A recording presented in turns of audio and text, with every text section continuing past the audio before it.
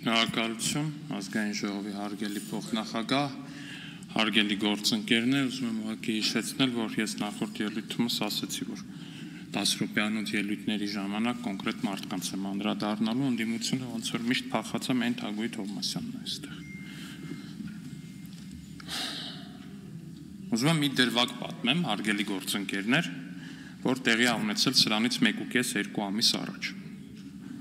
Գործընկերներից մեկը այս ամբիոնից խոսել էր այն մասին, որ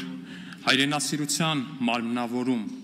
Լևոն Քոչարյանի երեխաները ծնվել են ոչ Լեռնային Ղարաբաղում, ոչ էլ նույնիսկ Հայաստանում, այլ Ամերիկայի Միացյալ Նահանգներում։ Սա ասվել էր առանց երեխաների անունը տալու, առանց երեխաներին որևէ կերպ թիրախավորելու։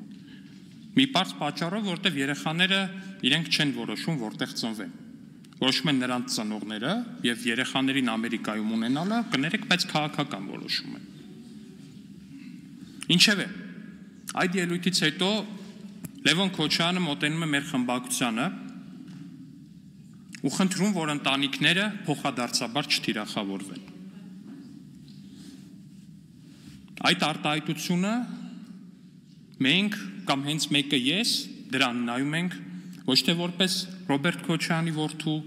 ոչ թե Հայաստան խմբակցության անդամի խնդրանք, այլ պարզապես մարդու, երիտասարդ հոր խնդրանք ու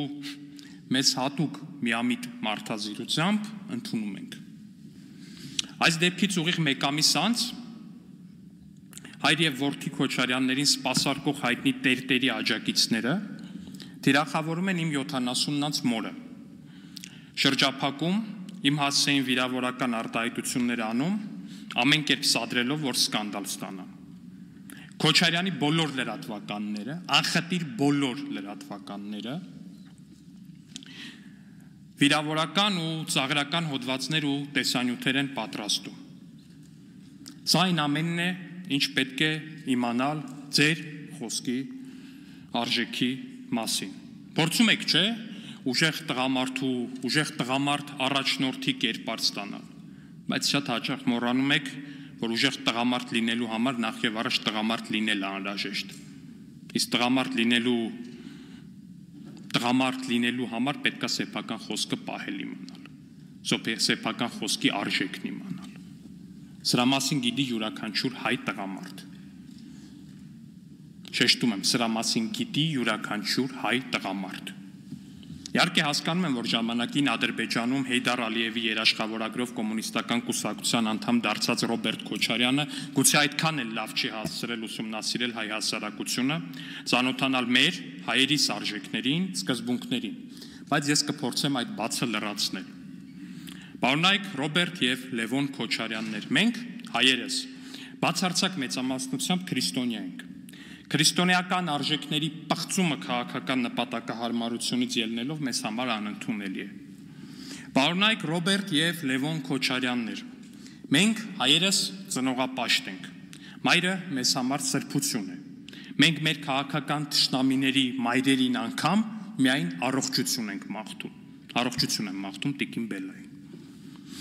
Խնդրում եմ, քանզի ներդրվել եք հայ հասարակության մեջ, բարի եղեք ապրել մեր արժեքներով, կամ գոնե չհարվածել այդ արժեքներին։ Ամբողջ ամիս, ամբողջ տարի, ամբողջ 5 տարի, այս ամբիոնից դիմացներդ կանգնած եմ, բան ունեք ասելու, եկեք ինձ ասեք, ոչ թե տանս ու հաշմանդամ մորս վրա լնգուլավազ ուղարկեք։ Ուղարկելուց էլ գոնե բացատրեք, թե ինչ է անկերասիրությունը։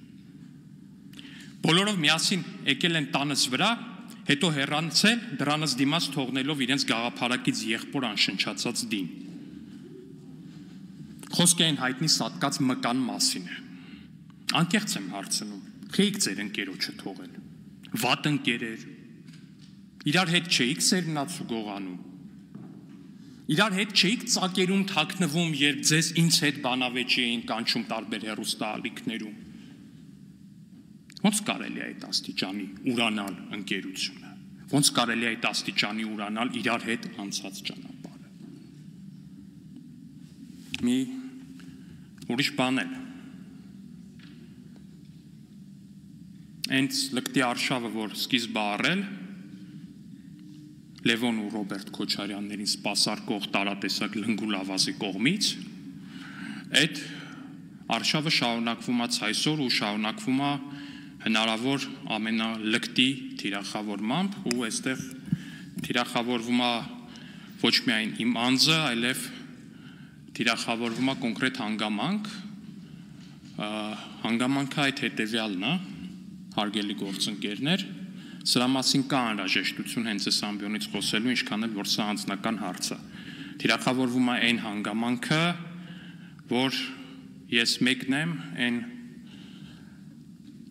հազարավոր կամ գուցե տասնյակ հազարավոր մարդկանցից ու ժամանակին երեխաներից, որոնց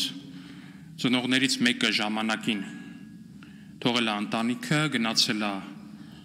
հյուսիսային երկրներ, իսկ հետո այնտեղ արդեն կազմել է երկրորդ ընտանիք, ուրիշ ընտանիք է կազմել։ Այս հանգամանքի բերումով փորձ է արվում թիրախավորել ինձ ու կամ փորձ է արվում թիրախավորել իմ մորը։ Ես ուզում եմ ասել, որ ես որդիաբար խոնարհվում եմ բոլոր այն մայրերի առաջ, որ միայնակ են մեծացնում իրենց երեխաներին։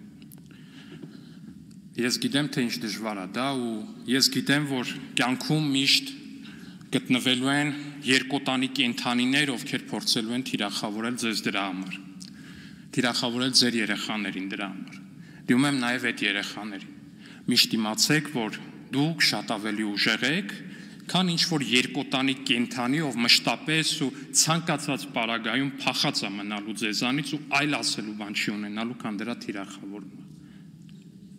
Դուք ուժեղ եք ու դուք ձեր կյանքում կկարողանաք հասնել ամեն ինչի։ Ու ես ձեզ խնդրում եմ, որ դրան հասնելուց հետո արժանի զավակ լինեք ձեր մայրերին,